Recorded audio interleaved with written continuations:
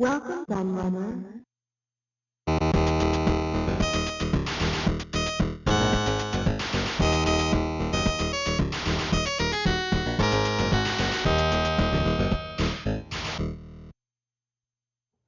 Hello everybody, Kieran aka the Laird here, and I'm back with a new magazine retrospective for you. And this one is one with a lot of meaning to me personally. And I have kind of mentioned it on the channel before, but I'll just go back on it. It's a Game Zone. Is one of my favourite magazines of all time. Absolutely loved it back in the day. It's like up there with probably like Your Sinclair. Actually, probably this and Your Sinclair are probably my two favourites. There may be the official Sega Saturn magazines. I love that as well. And it's actually the only magazine as well where I've got a complete set of issues. I've got every single issue from one to finish, which I'll talk about in a little while. It's not that many issues. It should have been a lot more, but I do have every issue. And I made sure I bought every issue. One, because I loved it so much. And two, because I actually featured in it semi-regularly. And it was the first, it wasn't the first magazine I actually appeared in. The first magazine I actually had my name in was Crash, the Spectrum magazine, because I sent in some of my high scores and they printed them. I need to find that issue, in fact, because that'd be good to find again. But yeah, I digress. I had quite a few featured in Game Zone. I think I've showed them on the channel before. I'm sure I'll come across them as we look at these issues, so I'll point them out. And actually, I talked about that on the latest episode of the Atari Lynx Handycast. And that's where the important part comes in terms of my relationship with the magazine. Because you'll see that on the cover of every single one, it says Sega, Nintendo, PC Engine, Lynx. They loved the Lynx in Game Zone, big time. They gave it loads of coverage, always reviewed the games, very positive about it. They always had such fantastic Lynx coverage that I bought every single issue. And that was one of the main drivers that I love Game Zone, but also they had amazing humour. And it was only actually much later on that I discovered that a lot of the people who worked on Your Sinclair magazine went on to work on Game Zone, which explains why I love both magazines so much and why the humour is very similar. And I discovered actually another one, a magazine that I really love, which I must buy some issues of, was Sega Pro. They also, same people apparently, a lot of them worked on Sega Pro. And there's another one as well. What's the other one? Zero, which I also quite liked as well, actually. But yeah, I haven't got any issues with Zero either, so that's probably another one I should try and pick up some issues of to look at on the channel. But yeah, Game Zone, and I've got every issue, but I'm only going to cover 2 in each video because otherwise I'll be here all day and the videos will go on far too long, especially as I have so much nostalgia associated with Game Zone. But here is issue 1. They also had great covers as well. You can see there, and lots of variation on some of the covers as well. They would feature more than one game.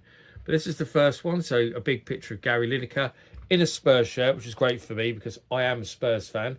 And I thought it was amazing to see Gary Lineker on the front cover. I was a huge fan of Gary Lineker at the time. And also James Pond there, because Robocod. So this was number 1. So it says 3 sheets of Game Zone stickers. I haven't got the stickers. I did back in the day. Can't remember what I did with them though. But lots of cool stuff. So we'll have a look through issue 1. And this was one of the first multi-format console magazines, along with like Mean Machines, was obviously one of the other ones that's quite well known. But Game Zone was one of the first and also covered handheld as well. Starts with a nice EA advert that actually folds out. How cool is that? Look at that. Don't see like that kind of thing anymore, do you? Very cool. And then an advert for Outrun Europa by US Gold and some of their other Master System games. So Master System advert. Lots of Master System coverage in Game Zone. They liked the Master System quite a lot. So a nice contents page. I loved the way they did their contents pages. They were so vibrant and gave you a really good overview of what was in the magazine. Then a good old advert for Special Reserve, where you could join this club basically, and by joining them you got lower prices on games and consoles. I was always tempted to join because the Lynx, they always had good Lynx stock, but I never did. So there we go. So it starts off, and one of the first things they're talking about there is that there's a new Lynx out. There's a thing about the Lynx 2 just coming out, so it gives you an idea of when this first issue was. Does it say on the cover actually? No, it just says December. But there we go. That would be 91, wouldn't it? If that's the links too. Yeah. Game Gear TV tuner, action replay cartridges, miracle piano thing to play music on your NES, joypads. So I liked the news section, all sorts of interesting stuff there. And look, a £1 off voucher to visit the Christmas Computer Shopper Show 1991. So I was right, 1991. And then another advert. And then another advert. This one always made me laugh. I remember this one very clearly because they drew all the characters. They drew Mickey Mouse there, they drew Mario. And obviously that's supposed to be Axel, Blaze and Adam from Streets of Rage. They drew them. And the drawings aren't the best, but I always remember it always kind of amused me. That list, and it's got all those shops there. None of them were anywhere near me. Whatever they're called. I can't see what the company's called there, to be honest. But there we go. And then it's got previews. So the traditional way that a lot of magazines used to do back in the day, where they'd start off with previews and then go into reviews. Later on, it seemed to become the fashion to do it the other way around. A lot of mags started doing the reviews first and the previews at the end. But certainly when I grew up with Spectrum mags, previews were always at the beginning of the magazine. So he goes, it's got the Flintstones, which is just a conversion of the home computer game. I was playing it very recently, actually, for my new version of my Sega Master System book that I did. It's not great, it really isn't. A nice Konami advert for their games for the NES. And we've got some more stuff about the Flintstones there. And handheld action. So this is quite cool. They're comparing all the handheld consoles. So there's obviously the Game Boy, and there's the Lynx, which is the Lynx 1 still there, although they mentioned obviously at the beginning about it, the new Lynx coming out. How to hold your handheld handy console. This is about, this is their humour. They do these silly things like this. So what did they say about pros and cons about the Lynx? They said excellently designed and visually unique looking box with impressive techno specs. Yep. Some very impressive games in the shops. Yep. New streamlined Lynx has just appeared and is destined to be popular. Yep. Said C News for more details. Cons, games are still slow in coming. That's correct. Low battery life. They say 2 hours on 6 LR6 batteries. There must be really crap batteries for 2 hours, because I had a Lynx 1. I generally got 3 or 4 hours. I've got 2 on rechargeables. So fairly cumbersome and not easily pocketable when undesirables, i.e. teachers, parents, policemen approach. So, and they say the ones to look out for are Clax, Ninja Gaiden and Electrocop. Interesting indeed. Console Concepts advert. Oh, they say a division of PC Engine Supplies. And then they've got the Game Gear there.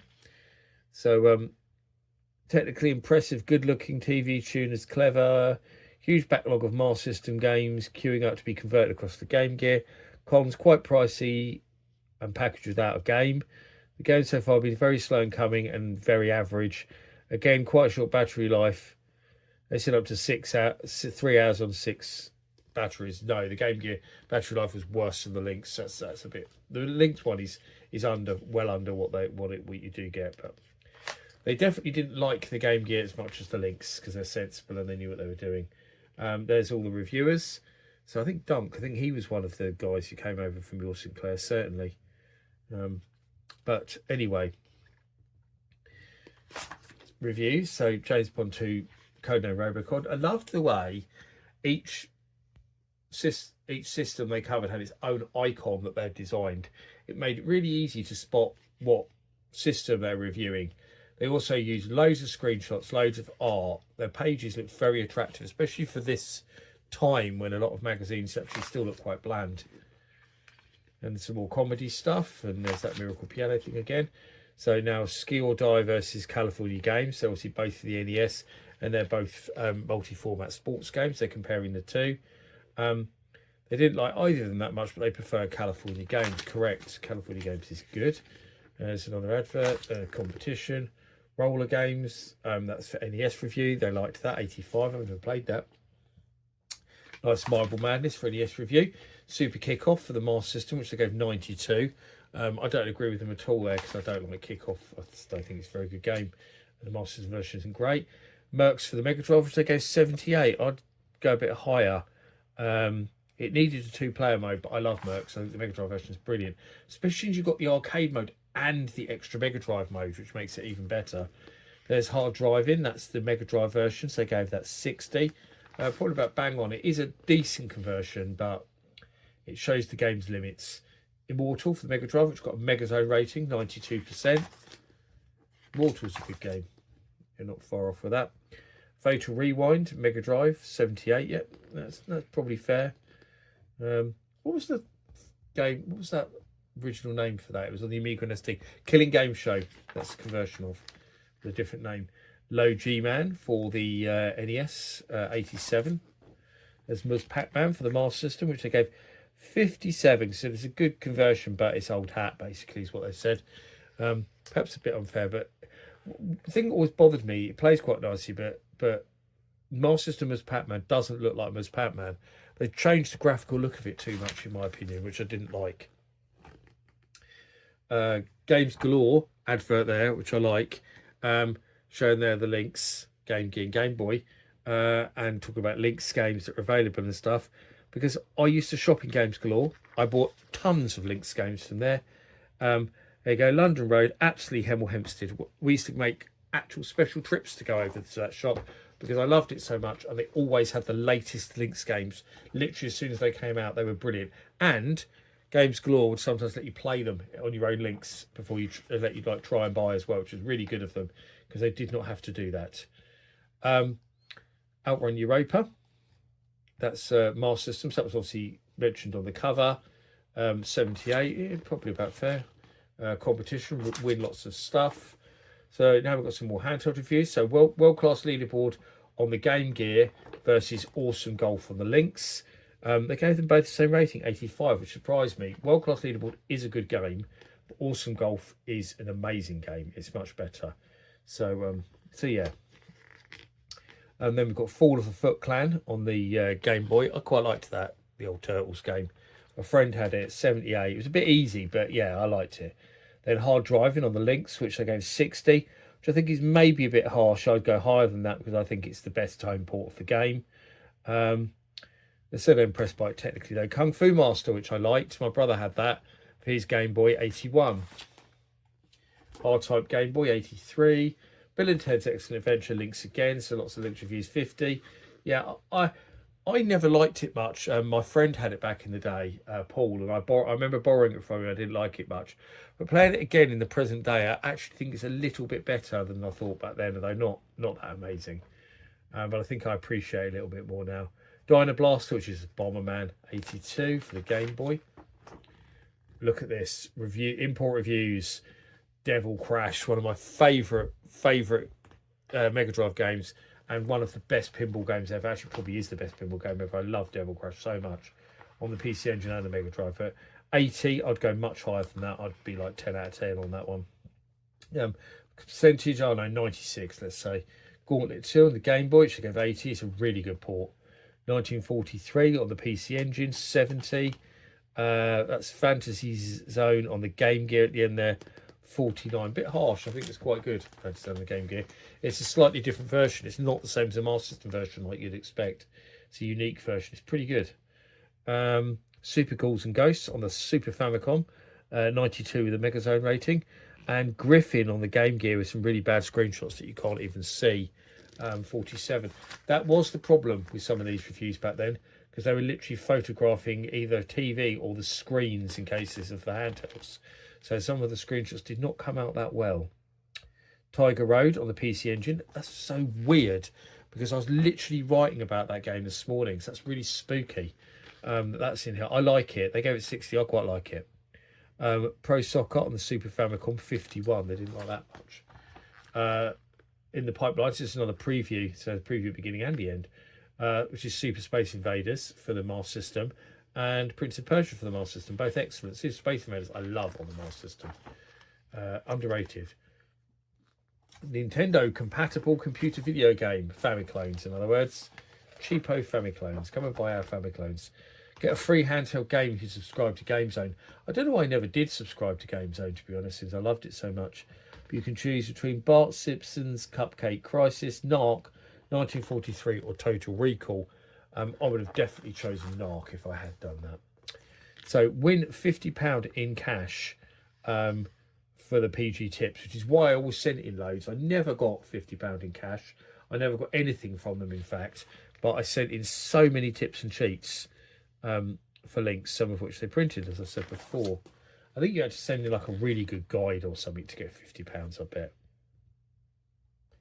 There's some links ones here, but these ones aren't from me. There's Blue Lightning there, and there's Warbirds. That's probably what you got it for doing stuff like that. Big maps like that one for Technocop.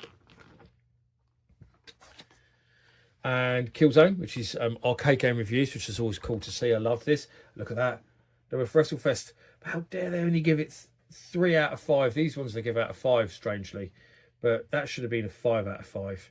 Sunset Riders only got 3 out of 5 as well. Probably another 5 out of 5. Dino Blaster, AK Bomberman, got 4 out of 5. Thunder Dragon, 2 out of 5. Captain America the Avengers, another game I love, only got 3 out of 5 as well. Cosmic Cop, 2 out of 5. King of Dragons got 4 out of 5. That was their favourite that month. Good game, but yeah, there's other ones I prefer there, to be honest. It's some of my favourite arcade games there, funnily enough. So here's some more stuff. Bit of humour and news and all sorts of stuff. Nice advert for telegames there. See their latest Links games. I loved this. You could send in letters, and crap letter corner, you could win a GX4000. I thought that was hilarious. That you got an Amstrad GX4000 for the worst letter. Brilliant. What other mags did stuff like that at the time? Cool Codes, which is great. Send in stuff and get fashion tips and stuff. Oh, hilarious. Their humour in this was brilliant. And then the old console countdown with Richard Madeley and Charles Brandreth from Countdown in there. Charles Brandreth in his nice woolly jumper. Made me laugh my head off because they were on the program Countdown. That's what the reference is there for anyone who doesn't know. So they basically, this is all the games that they've reviewed so far, usually, but obviously this is the first issue. They've kind of chucked in loads of games already, so you've already got a backlog of stuff there to look at, so games that come out before. So just got these like short little reviews. And then every month they would update this with the games that were from the last issue. So they cover in every format, and it shows like little box outs for some of the titles. Road Rash, for example, they're the games they really love, or Sonic the Hedgehog. Links there. What's the box out? So the little box out one there. Megazone is for Xenophobe. Definitely agree with that. My first Links game, I got it with my links. Here's the Links reviews. California Games, 4 out of 5. Yeah, and obviously they changed from their percentage scores for this one to put them out of 5 again, which is a bit strange, but it's all right. Electrocot, 4 out of 5. California Games, 4 out of 5. Chess, 4 out of 5. Gates and Dokkan, 4 out of 5. Clax, 5 out of 5. Ninja Gaiden, 5 out of 5. Pac-Land, 3 out of 5. Rampage, 4 out of 5. Shanghai, 3 out of 5. Turbo Sub, 2 out of 5. Bit harsh. Warbirds, 4 out of 5. Is that it? Yeah. So there's some more stuff that's coming soon, and their charts. So number 1 in the Mega Drive chart was Road Rash. Number 2, Streets of Rage. Number 3, Turrican. Interesting. John Madden 2, Greg Norman's Golf. Little preview there for Pit Fighter on the Mega Drive. One of my all-time favourite games. Top of the Master System chart was World Class Leaderboard, Populous and Strider. Terminator 2 Game Boy. NES version North and South. What a wonderful game that is. Top of the NES chart was DuckTales, followed by Super Mario Bros. 2 and Gremlins 2. Game Boy chart, DuckTales, Super Mario Land, F1 Race. Wanted sections, you could post stuff that you were selling or wanted to swap or whatever. More comedy stuff towards the back. A competition and a nice advert for Back to the Future 2 on the back cover. Set that issue to one side. The ones at the back are issues I'm going to be looking at in a future episode, because this here, actually, we've just looked at issue 2, so on the way around I said about, this is issue 1, so it doesn't matter, we're still looking at them. So this is the first issue. I've picked them up the way around. So this has got a much busier cover, but it's got Arnie on it, Terminator 2, so you can't go wrong with that, can you? And there's Vic Reeves down there as well, which is cool to see. I met him once. My sister sung a duet with him on karaoke. So this one, issue 1, the real issue 1, I thought I was looking at issue 1, starts off with Stormlord advert, which is really cool to see. Like that a lot. Advert for Populous on the Mars System. And there's our little content section. we've got some WWF in here, we've got some Pac-Man in here, we've got some Road Rash in here. There's our special reserve advert again. And there's news. So actually talking about that place selling the Famicom consoles in the previous issue. Look, there it is. They're talking about it there. So they obviously paid to get it talked about in the front of the magazine probably as well. Mario movie coming out, Power Glove, Bart Simpson, Game Gear, Master System adapter, Bug joystick. They were weird. Advert there with some Lynx games and stuff. So here's Terminator 2. This is the NES version that they're previewing, which isn't particularly good in all honesty. There's some more adverts, stuff about the film. Incidentally, my favourite film of all time. This is a great article. I remember this so well because basically this was they talked about celebrities' favourite consoles. So in a lot of cases, the celebrities actually talked to them and told them what they liked. So, for example, Betty Boo there loved gaming and she had loads of systems, as you can see there. Game Boy, Master System, Mega Drive, SNES and NES. Michael Jackson, well known, his Sega relationship. Gazza down there with the Lynx, and I loved this story. Again, Gazza played for Spurs. I was a Spurs fan, and Gazza loved the Lynx. And he talks about it down there that he really likes Warbirds, which is really cool to see. Bros liked the Lynx because they liked playing Comlinks with each other. My sister was a huge Bros fan, so she thought that was cool at the time. I remember showing her that. Vic Reeves, yeah, so I spoke about already. Cool guy, really cool guy. Says some more. So there's actually Philip Schofield there with his Game Gear. He's actually even shows him with a picture. Jonathan Ross is a well-known gamer, massive collections. He talks about all his systems, which is loads. Same with Danny Baker.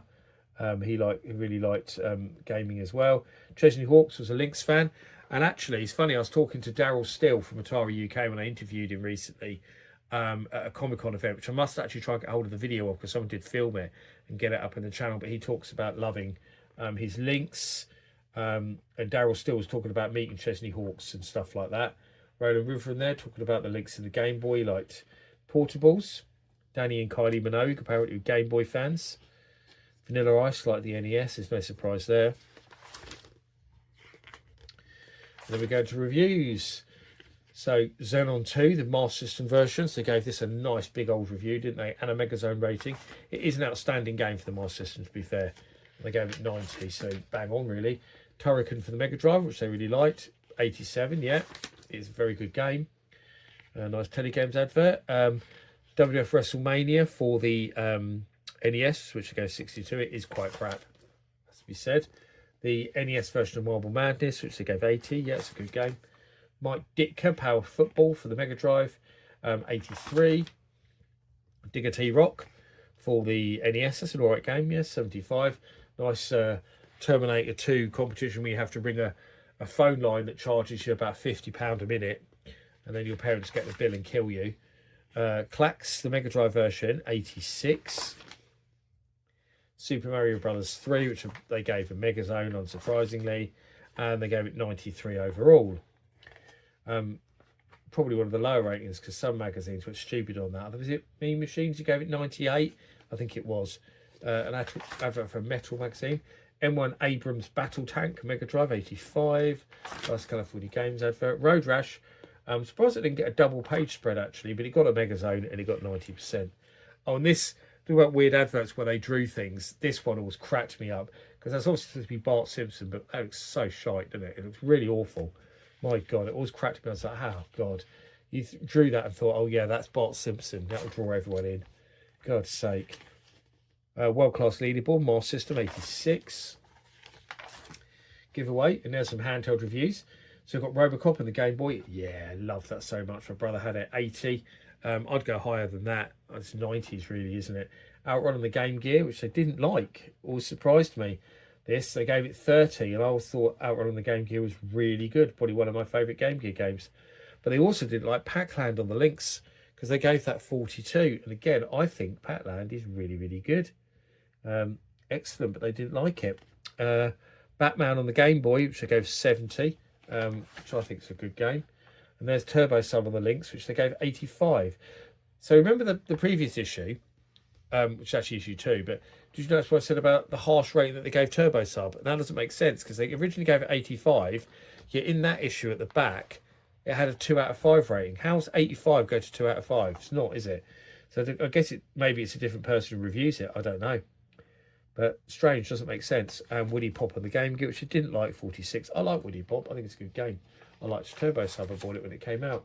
In fact, so I remember thinking how cool it looked in the previews. And it's basically like, a bit like Space Harry, really, isn't it? Super Tennis on the SNES, which is a brilliant game. 90, so yeah, it's understandable. Soccer on the Game Boy, which I gave 81. PC Kid 2 Bonk's Revenge on the PC Engine, 88. Populous on the Super Famicom, got 91. Bill and Ted on the Game Boy got the coveted Zone Grown, which I gave to hardly anything because it had to be under 20% to get a Zone Grown. 18%. It still makes me laugh. And when I wrote an article on Bill and Ted's Excellent Adventure, which is what I said about I'd learned to appreciate the Lynx version more. That's because I wrote a big article on the Bill and Ted's games some years ago for Retro Gamer magazine.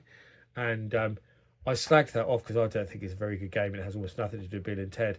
And they edited my write-up on it to sound like it was good. Because apparently in a previous issue of Retro Gamer, Darren Jones, the editor, had written about how amazing Bill and Ted's Excellent Adventure was on the Game Boy.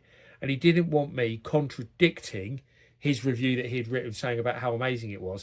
So he actually edited my article to say that I thought it was really good, which really, really annoyed me.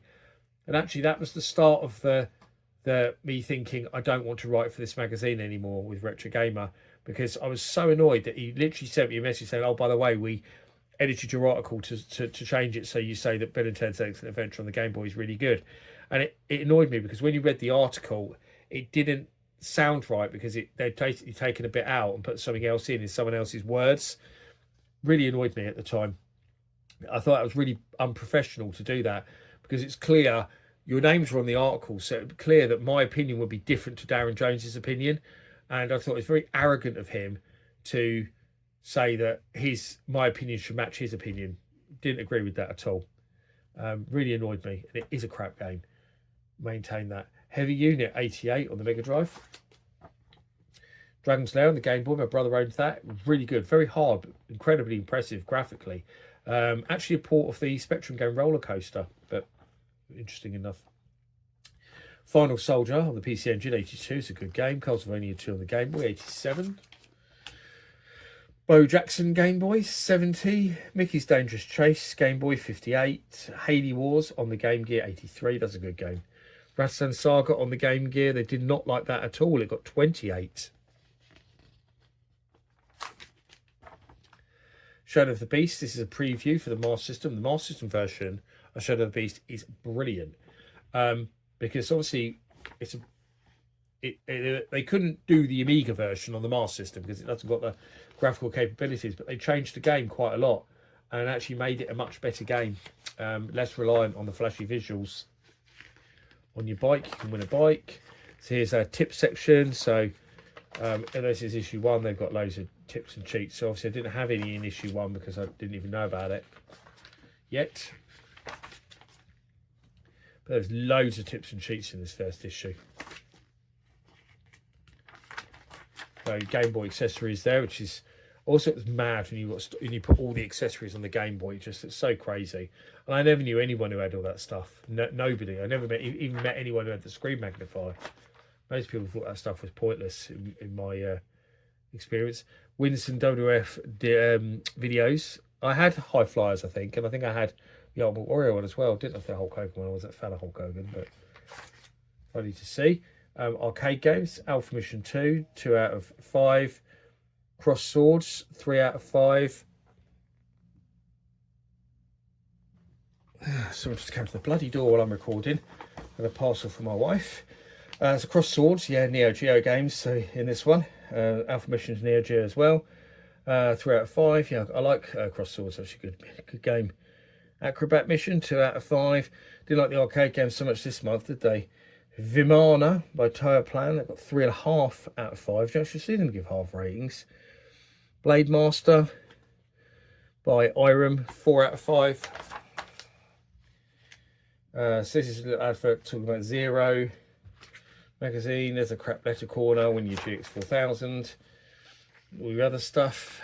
Zero again. Good magazine. Originally mainly for ST Amiga PC, as you can see there. But actually a little bit later on, Zero... So basically, this was the console magazine, multi-format console magazine. And then Zero was their multi-format computer magazine, but only covered the 16 bits, didn't cover the 8 bits. But later on, Zero also started covering console games. Not long after that, actually, they started having a section on console games as well.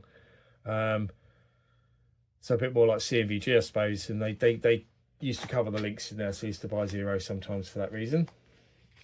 So coming soon, we've got Rampart on the Master System. We've got Smash TV on the NES. Trog on the NES. Turrican on the Game Boy. Super Kick on the Master System.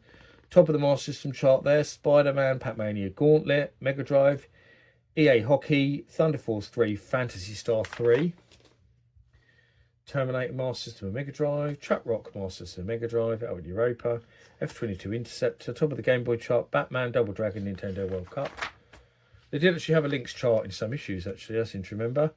Not in this one, though. Corporation Mega Drive, Immortal Mega Drive, Heroes of the Last Master System, Back to the Future 2 and 3, Master System and Mega Drive.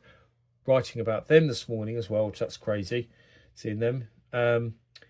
NES chart, Super Mario Brothers 2, Jack Nicklaus Golf, Punch Out. There's good old Joel Brandreth and his jumper for the console countdown. So this isn't going to be very interesting because it's just be all the same games that we saw from the last one. So kind of skip ahead through this bit actually. There's a free handheld game again if you subscribe.